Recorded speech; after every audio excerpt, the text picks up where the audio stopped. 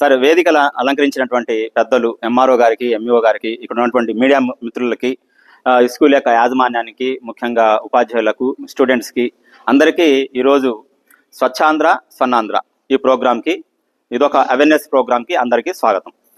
ఈ రోజు ప్రకారం అయితే మనం వర్షాకాలంలో మనం ఎలాంటి జాగ్రత్తలు తీసుకోవాలి, ఏ విధంగా అంటే మన ఆరోగ్యం మీద ప్రభావం చూపేటువంటి ఏ కారణాలు ఉంటాయనేది, తర్వాత సెకండ్ స్టెప్ వచ్చేసరికి వ్యక్తిగత పరిశుభ్రత మీ ఆరోగ్యం మీద ఎలాంటి ప్రభావాన్ని చూపిస్తుంది.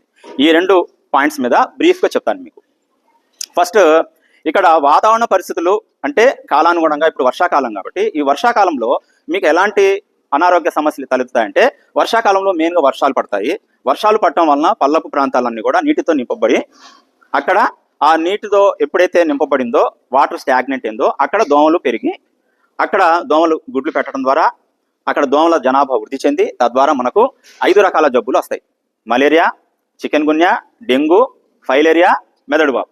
ఈ 5 రకాల జబ్బుల నుంచి మనం కాపాడుకోవటం ఎలాగనేది ఈ సీజనల్గా మనం ఆలోచించాల్సిన పాయింట్.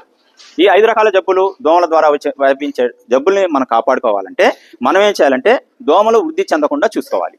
ఫస్ట్ పాయింట్, దోమలు పుట్టకుండా చూసుకోవాలి. ఇది అందరికీ తెలిసిన విషయమే. దోమలు పుట్టకుండా ఎలా చూసుకుంటామంటే, మన చుట్టూ ఉన్నటువంటి పరిసరాల్లో ఎక్కడైతే నీరు నిల్చుంటుందో ఆ పరిసరాలను నీరు నిల్చోలేకుండా చూడాలి. ఫస్ట్ అంటే మన ఇంటి ముందు ఉన్నటువంటి చిన్న చిన్న నీటి గుంటలు కానీ లేదా కాలువలు కానీ శుభ్రంగా వాటిని క్లీన్గా నీటి పారుదల జరిగేలా చూడాలి.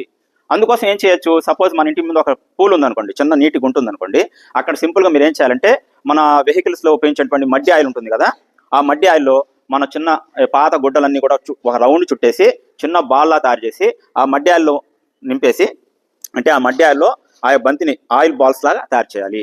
ఈ ఆయిల్ బాల్స్ని కనుక మీ ఇంటి దగ్గర ఉన్నటువంటి నీటి కుంటల్లో కనుక వదిలితే అక్కడ ఏమవుతుంది, ఆయిల్ బాల్స్ అన్ని కూడా నీటిలో ఉండిపోయి పైన ఒక ఆయిల్ లేయర్ ఫామ్ అవుతుంది. తద్వారా ఏమవుతుంది, మనకి దోమలో 4 దశలు ఉన్నాయని చెప్పాం కదా, గుడ్డు, లార్వా, ప్యూపా, ఇమాగో.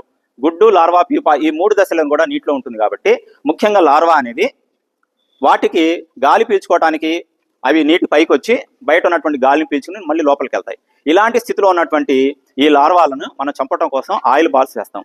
ఆ విధంగా ఆ లార్వాలకు ఆక్సిజన్ అందక అవి చనిపోతాయి. ఈ విధంగా మనం ఏం చేస్తున్నాము, దోమల్ని పుట్టకుండా చేస్తున్నాం.